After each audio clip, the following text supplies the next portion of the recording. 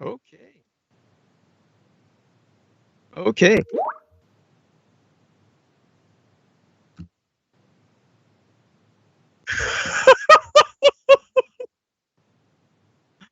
Good. Oh,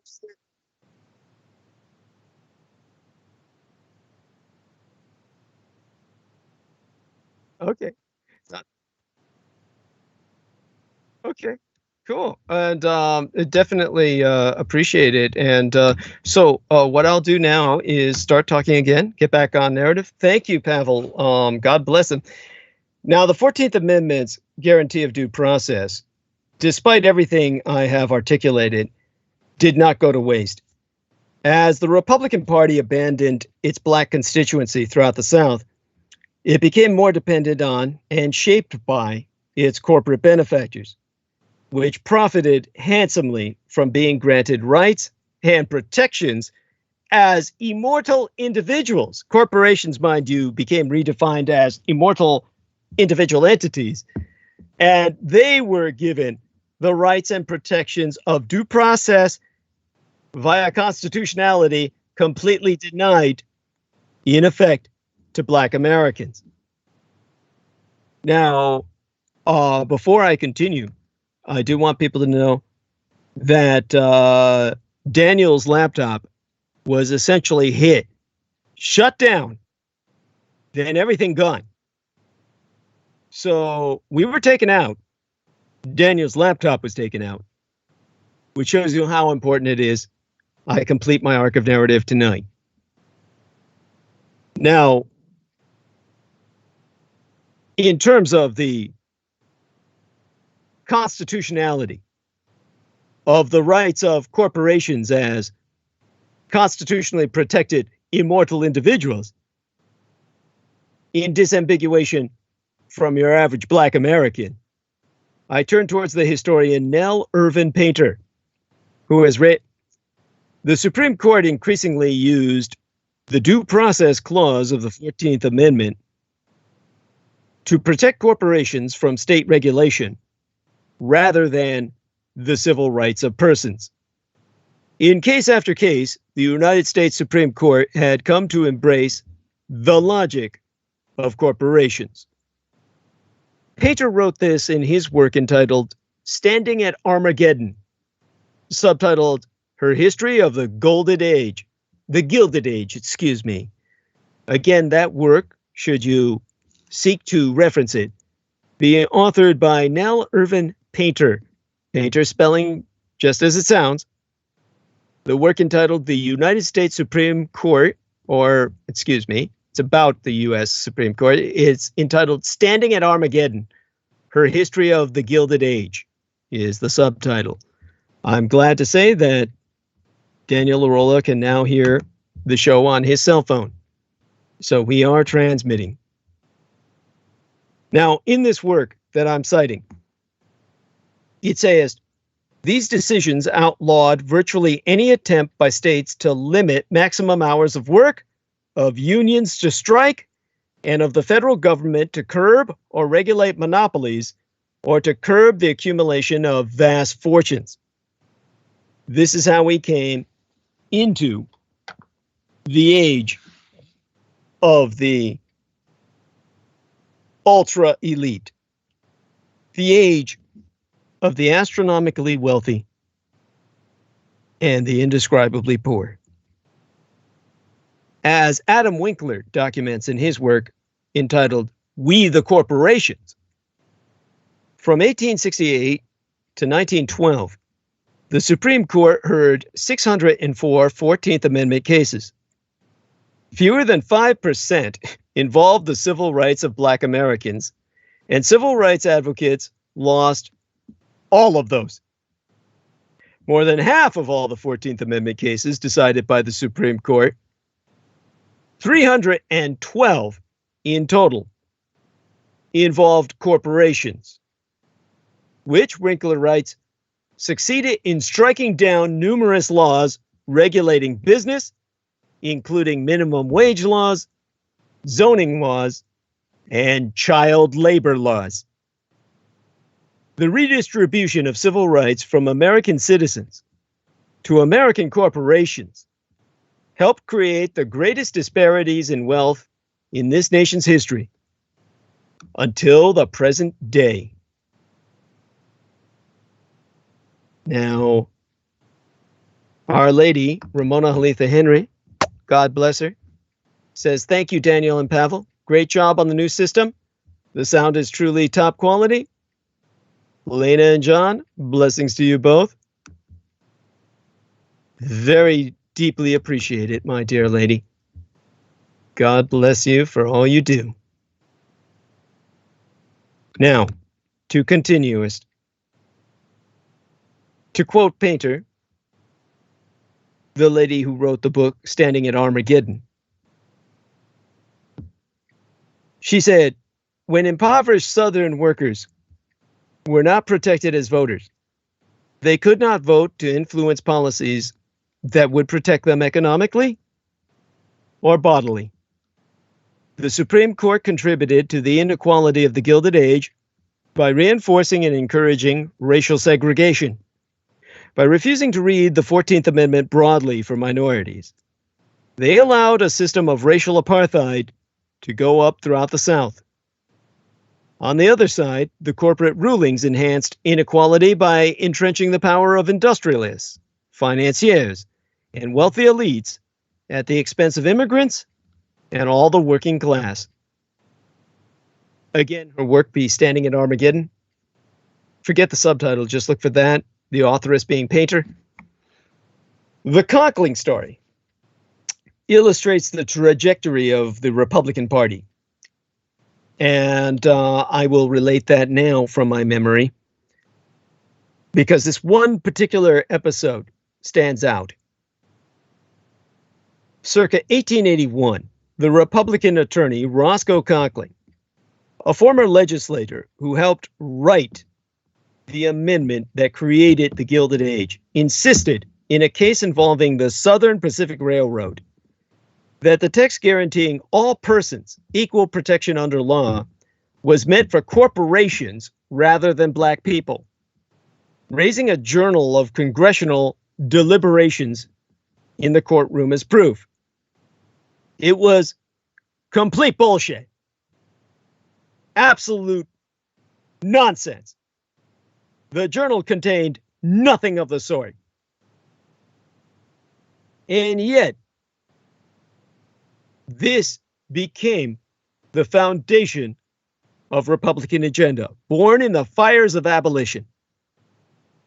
Black voters became the conscience of the Republican Party, the only constituency for whom the commitment to American pluralism was ironclad.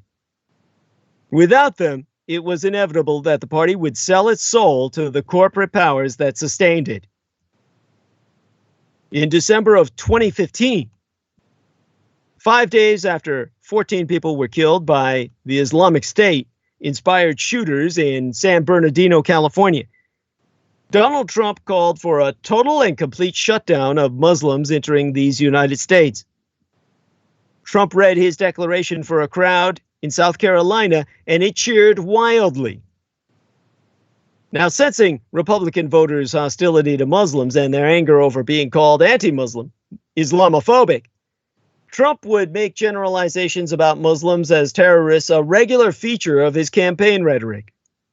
He told stories about American soldiers shooting terrorists with bullets smeared in pig's blood as if Muslims were werewolves or vampires in some sort of horror film and could be stopped with silver bullets or bullets coated in garlic. He invoked Franklin Delano Roosevelt's internment of Japanese Americans as model policy, proclaiming Islam hates us. And Rudy Giuliani would later say that as president, Trump asked his advisors to show him how to implement his Muslim ban in a manner that was legal. Faced with all this evidence of the president's intent, Chief Justice Roberts upheld the ban, writing that it was facially neutral and that the text says not about religion. His decision echoed the logic of the Supreme Court's rulings in redemption-era cases such as Cruikshank and Williams, that as long as the legal language itself did not explicitly mention the group being discriminated against, intent and effect were irrelevant. The implications are larger than one religion, as with the Redemption Court, which gave the Redeemers a blueprint for creating a segregated society through laws that do not on their face discriminate between the races. Roberts and the conservative majority have indicated that Trump's bigotries can be made policy as long as they appear facially neutral. With Anthony Kennedy's retirement, there was no discriminatory voting restriction the justices have been unable to sanction since. No immigration law born in animus they have been unable to approve. No expansion of corporate power they have been unable to accept. No grant of presidential immunity they have been unable to uphold. No financial or environmental regulation they have been unable to strike down. No religious objection to an anti-discrimination law they have been unable to recognize. No worker protection they have been unable to repeal. No limitation on abortion they have been unable to allow, and no abuse of power by law enforcement they have felt compelled to restrict. And this is the way it will be forevermore. While the Roberts Court will never explicitly endorse a white man's government in the way the Redemption Court did, in pursuit of other cherished ideological goals, it will be asked to pave the road for a white man's government by another name for all eternity. The justices of the Redemption Court, as observed by Anderson Francois, the director of the Civil Rights Clinic at New York University, had a very limited and restricted view of racial justice. They lacked imagination, and because their view was so limited, they ended up destroying Reconstruction.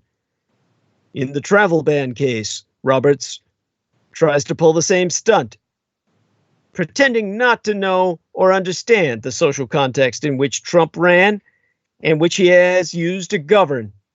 The Trump administration, without exaggeration, is committed to maintaining some form of white supremacy and white control into eternity. In the short term, that means that in states where Republicans dominate the government, women and religious and ethnic minorities will find their rights further curtailed. Where it be necessary to restrict the electorate in order to maintain political dominance, Republicans will be able to do so sans much interference. This will not be a simple matter of reasserting states' rights. If the past be any guide, Republicans will find the lure of using federal power to impose their ideological goals on the blue states that choose to reject them difficult to resist, should blue states even attempt to resist it. The Roberts Court need not be any more consistent than the Redemption Court. Where federalism meets its goals, it will employ federalism. Where the supremacy of the federal government must be invoked, it will invoke the supremacy of federal government. A court that concludes that anti-Christian animus motivated the decision to uphold an anti-discrimination law protecting gay and lesbian couples, but be deaf to the anti-Muslim statements of a president imposing a ban on Muslim travelers, is not interested in consistency. A court that says it be a violation of the First Amendment for California, my golden state, to make crisis pregnancy centers provide patrons with information about the availability of state abortion services, but allow us South Dakota to force doctors to read from an anti-abortion script, be thoroughly unconcerned with integrity. A court that preaches fidelity to the Constitution, but strikes down the voting, or at least part of the Voting Rights Act, without so much as naming what part of the founding document it violates, obviously regards honesty as a disposable virtue. The Supreme Court of these United States will do what be necessary to bring its ideological project to fruition, a vision of the law in which the federal government does not intercede with the strong on behalf of the weak, because that would be unfair. But there be limits to comparison.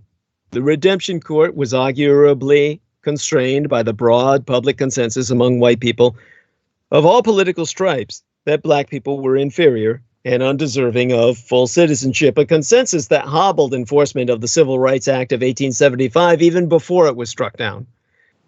The new Roberts Court will pursue its ideological agenda, even in the face of majoritarian opposition. The Yale law professor Bruce Ackerman observes, in the Reconstruction cases, the Supreme Court is made up of Republicans who are facing the political facts of life and trying to do the best they can under those circumstances. Here, that's not the case.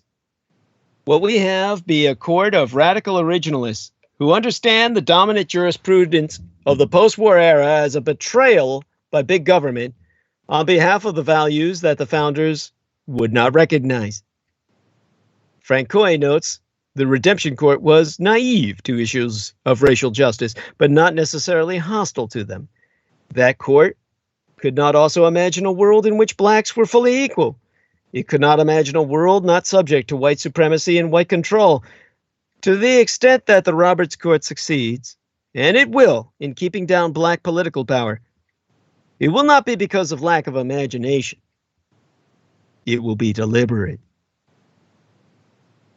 In the Weekly Standard, Goldsmith so wrote, some legal experts, such as the Harvard law professor Jack Goldsmith, have argued that Kennedy's departure may not meaningfully change the shape of the court. There is little doubt that Kennedy's replacement, Kavanaugh, will be reactionary, and little doubt, too, that the court will have a conservative bent for the next few years. Beyond that, it'd be too early to tell. Now, of course, the Weekly Standard published this prior Kavanaugh. And this pre-Kavanaugh analysis mistakes the court for a fulcrum of change rather than the Republican Party itself. The Republican Party's partisan incentives have realigned around a man who believes black and Latino immigrants are from shithole countries, whose very name, Trump, be a battle cry for white nationalists, and whose demonization of Muslims on the campaign trail ended in a grand victory on the Supreme Court.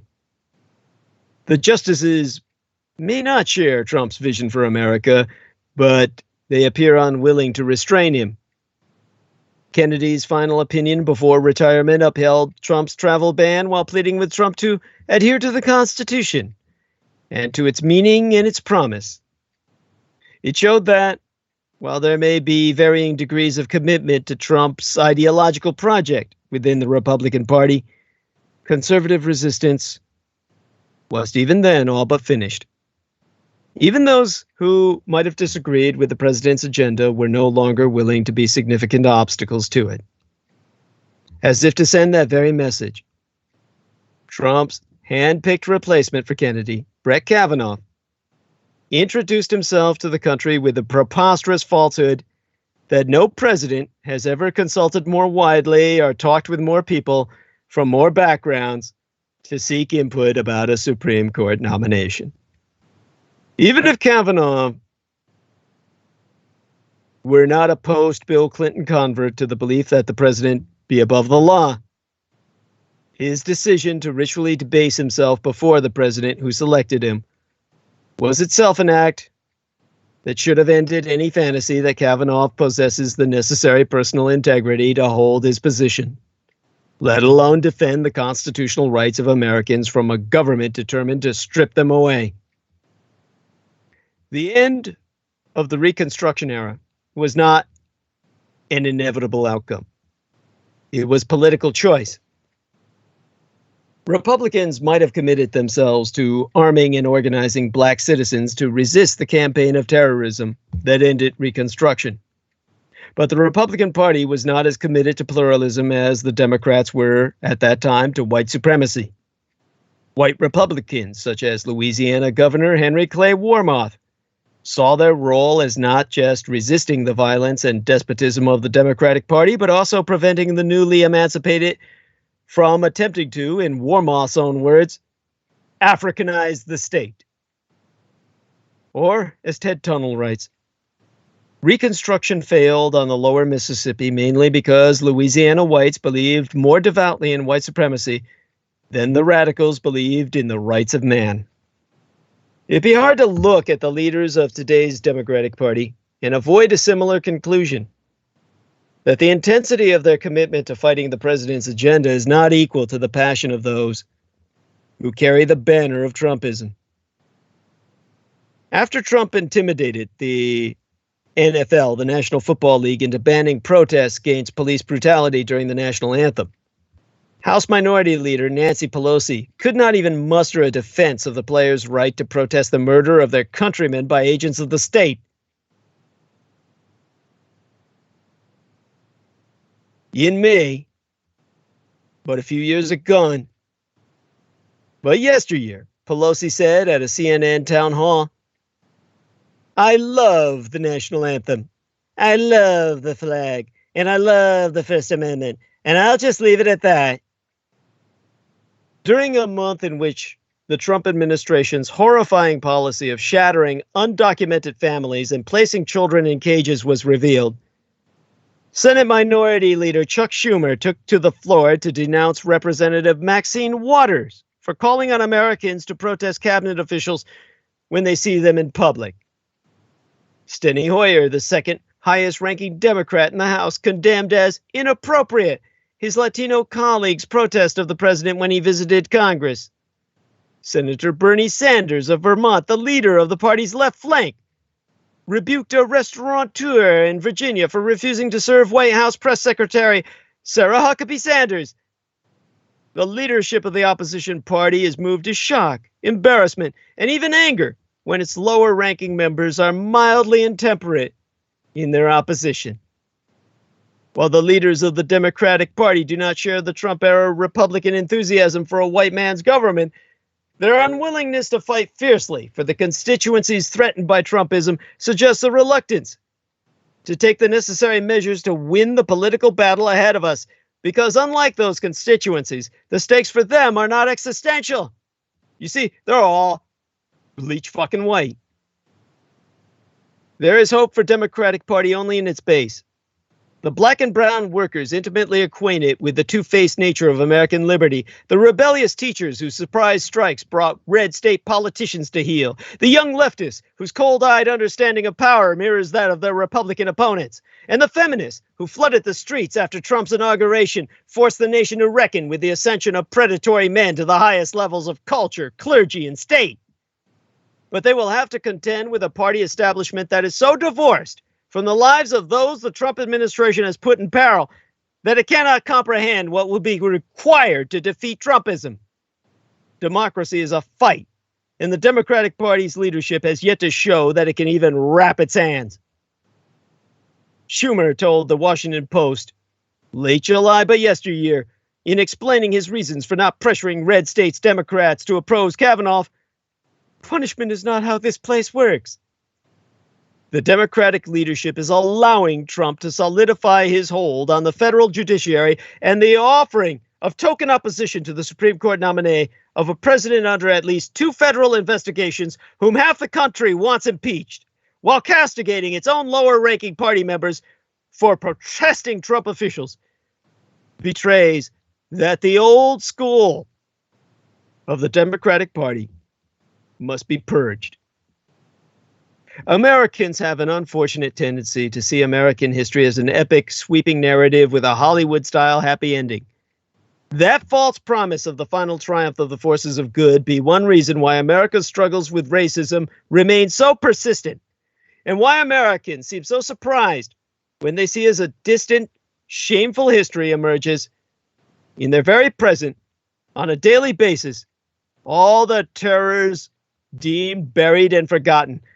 This false promise is also manifested in an unfortunate tendency to imagine the Trump administration in retrospect from some hypothetical future in which its worst excesses, its corruption, its discriminatory agenda, its reckless policies be held to account. President Barack Obama frequently invoked Martin Luther King Jr., saying that the arc of history is long, but it bends towards justice. Focusing on justice, though, one can forget just how long the arc can be in his first major speech since leaving the presidency, while in Johannesburg, South Africa, in July of yesteryear, Obama exchanged his once favored metaphor for Nelson Mandela's long walk to freedom, acknowledging that the previous structures of privilege and power and injustice and exploitation never completely went away. Millions of enslaved people lost their lives during the long night of American chattel slavery without so much as a hint of dawn. Those who lived to see emancipation would see the darkness fall again within a generation.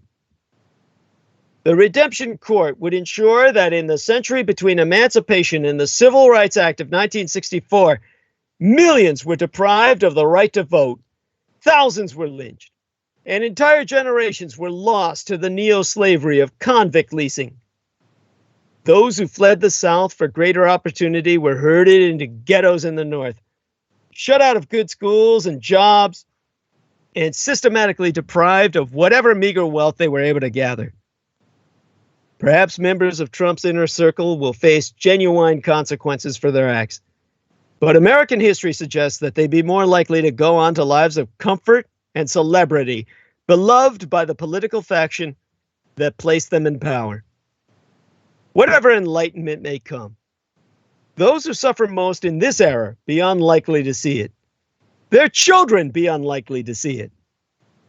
Whether the Trump project, with its dehumanization of people of color, relentless corporatism, authoritarian vision of justice, and staggering personal corruption, comest to an end, be a task for politics, not history.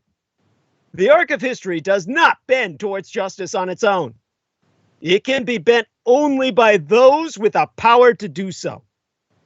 As Frederick Douglass once said, power concedes nothing without demand. Those who wish to see justice in their lifetime will have to go to the polls and seize it, and that's why they are depriving all votes for women.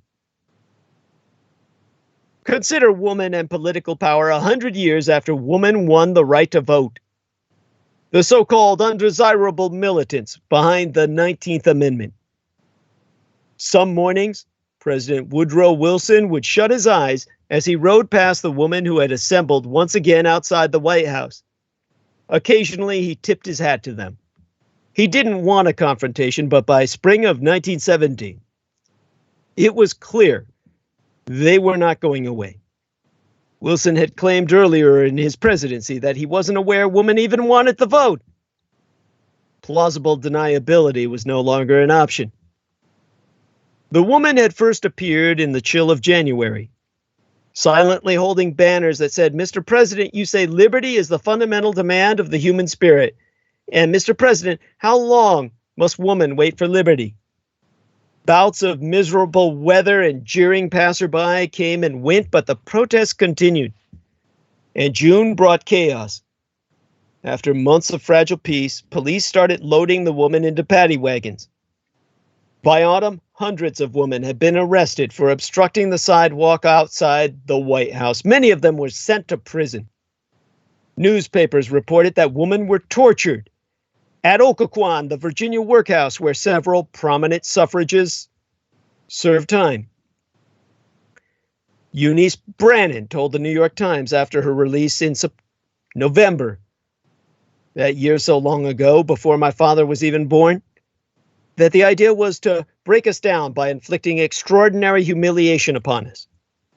Brannon and others described being beaten repeatedly, dragged downstairs, thrown across rooms, kicked, manacled to prison cell bars, denied toothbrushes, and forced to share a single bar of soap. Drinking water came from a dirty pail that sat in a common area that the male guards would piss in. The guards, all of them United States Marines from nearby Quantico, raped the woman repeatedly, warning them they'd be gagged and put in straitjackets if they ever spoke of their crimes.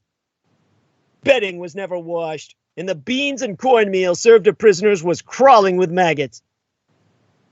In an affidavit, one woman wrote, "Sometime the worms float on top of the soup.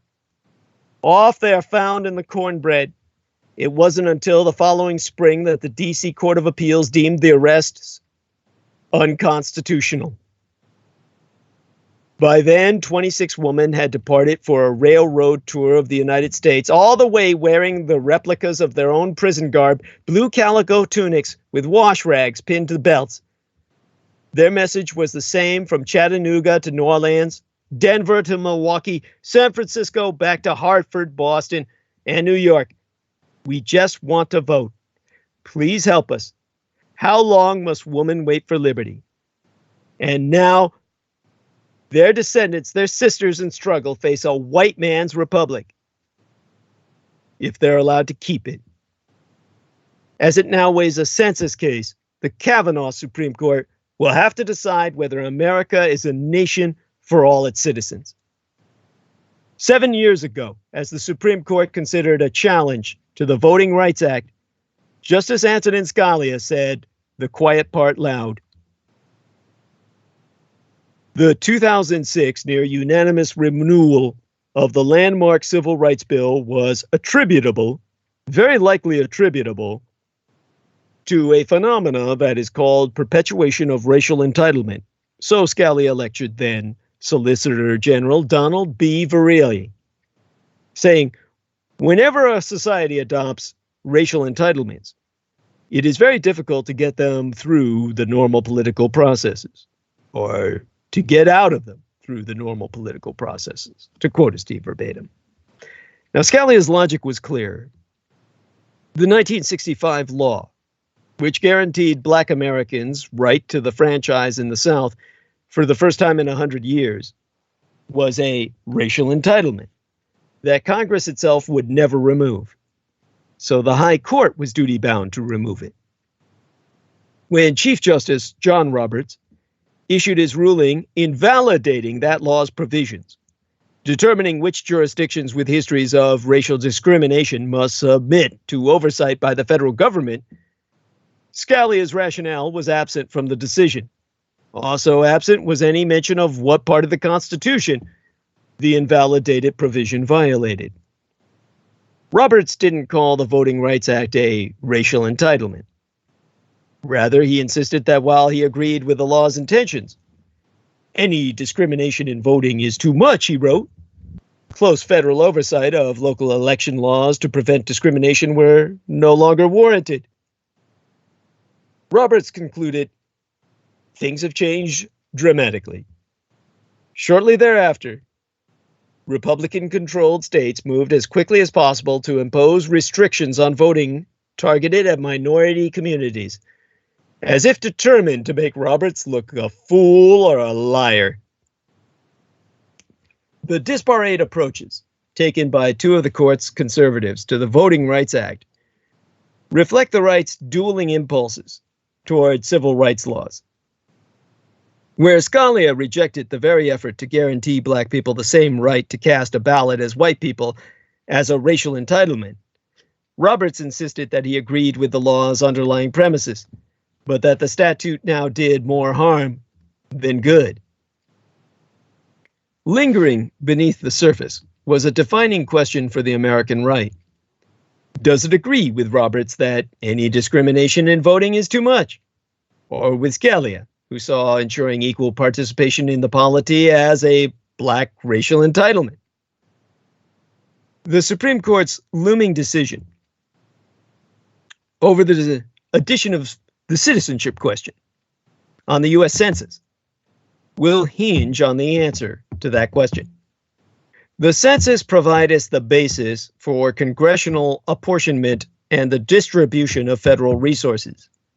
Empirical studies of the impact of adding the question have determined that it would result in a dramatic undercount of Latinos and immigrants, exactly contrary to one of the Donald Trump administration's stated rationales, that it would provide a more accurate count.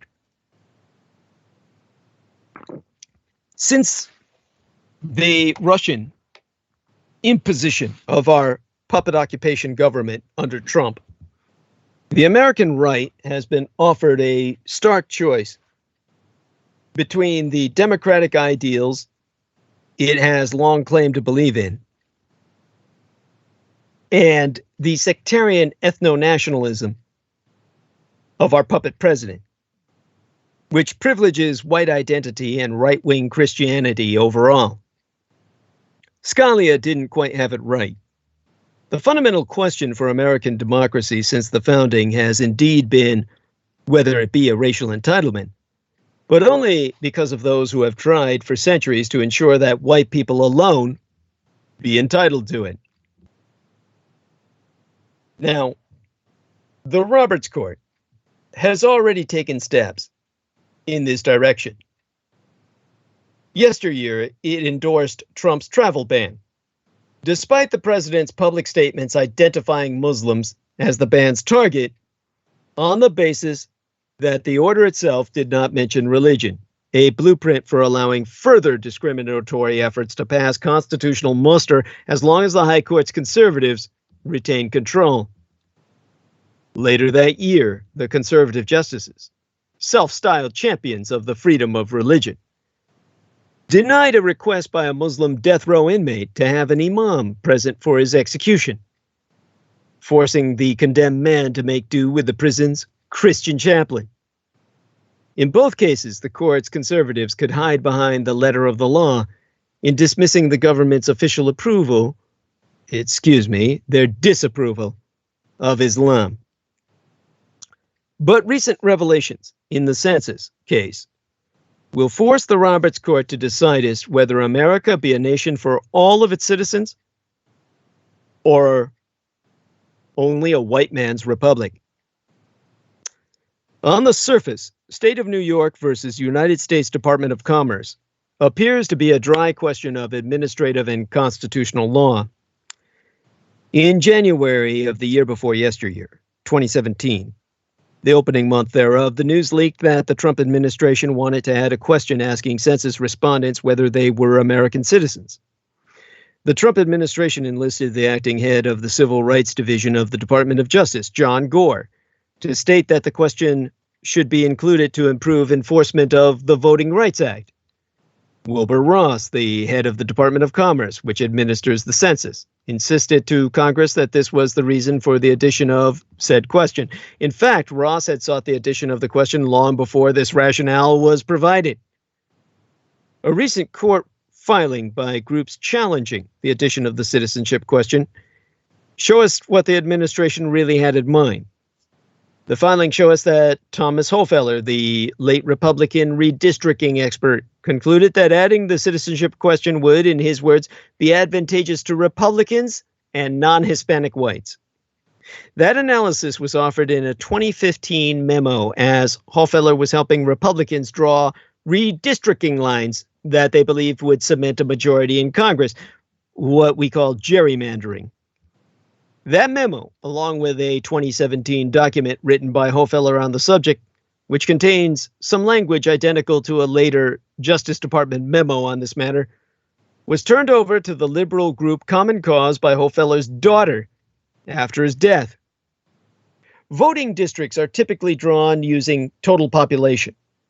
A switch to using the voting age citizen population would, Hofeller concluded via his 2015 memo, expand white political power at the expense of people of color and thereby increase Republican advantage.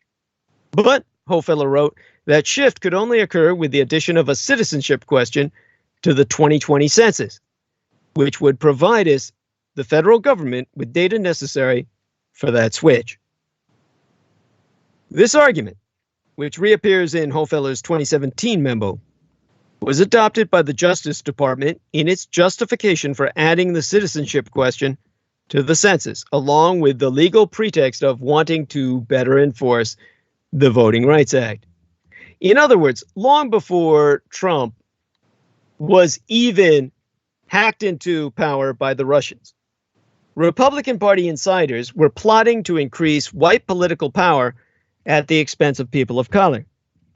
After Trump was hacked into power by a hostile foreign state, these Russo collaborationist Republicans implemented this plan by insisting that their actual goal was the protection of minority voting rights.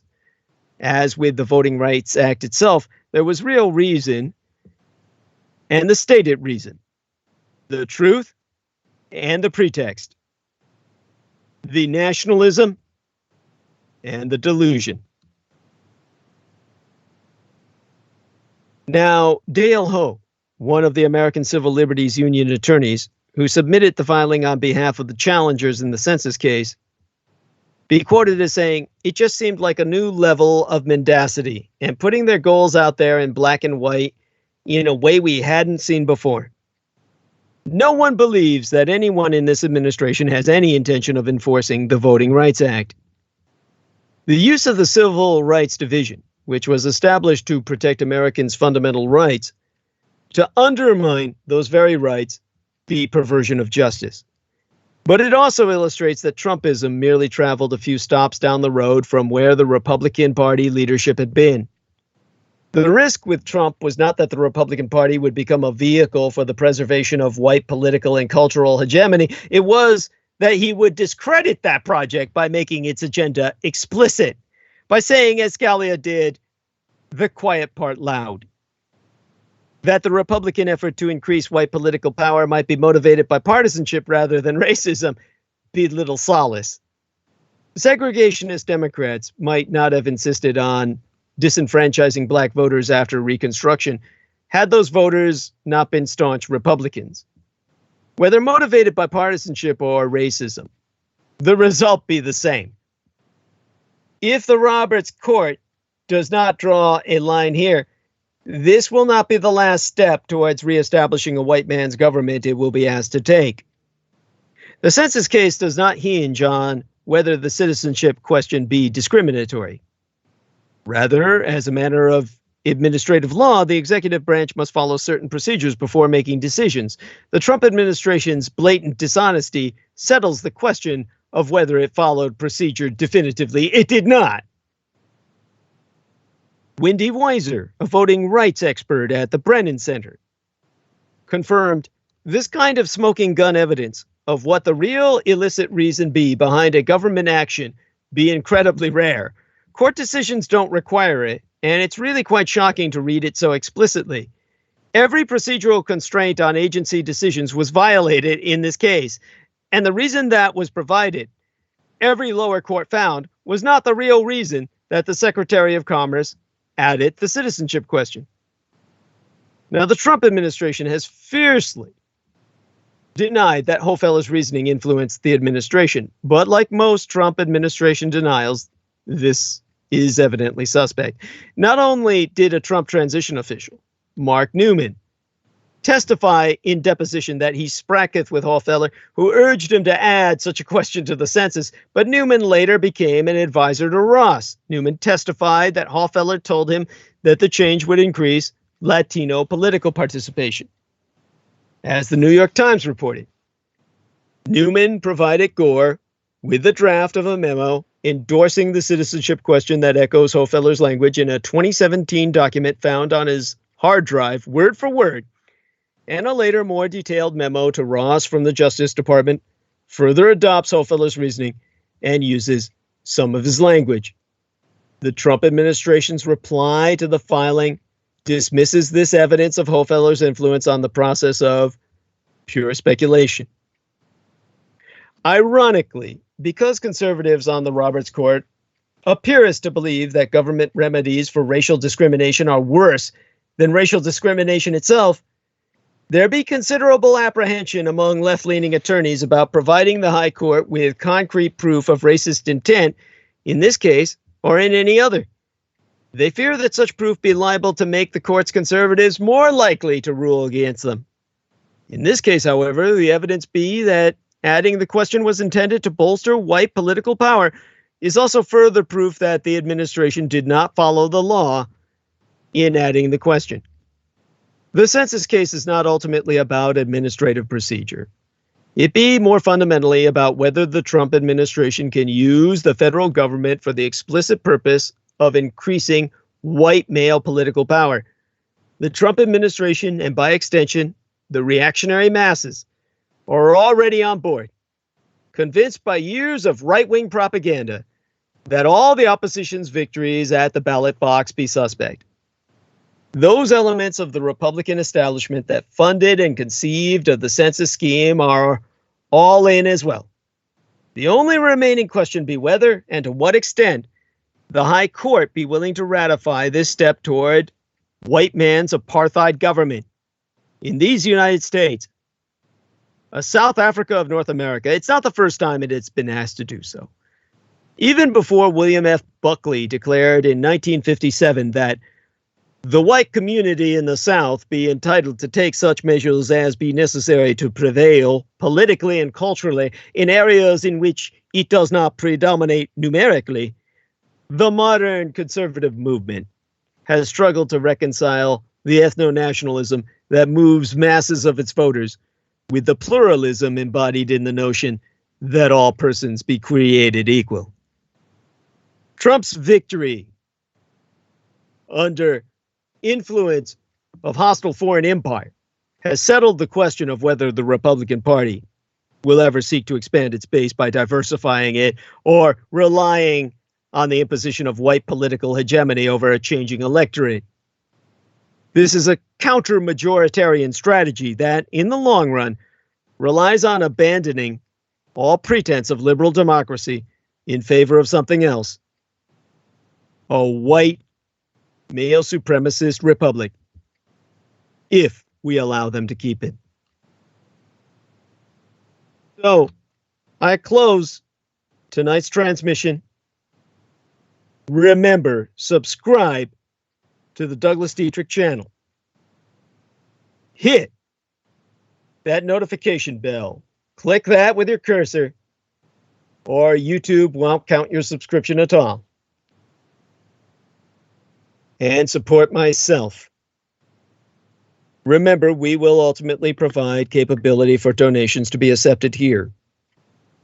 In interim, take the effort to send myself fiscal sponsorship via the mailing system. We provide my address in all our transmissions. Remember my authenticity. And be not ye embarrassed or ashamed to share that authenticity with all the world. You will be on the side of history in this case. The winning side, the right side. Blessed be thyself. Join us again this coming Sunday. Thank you and good night.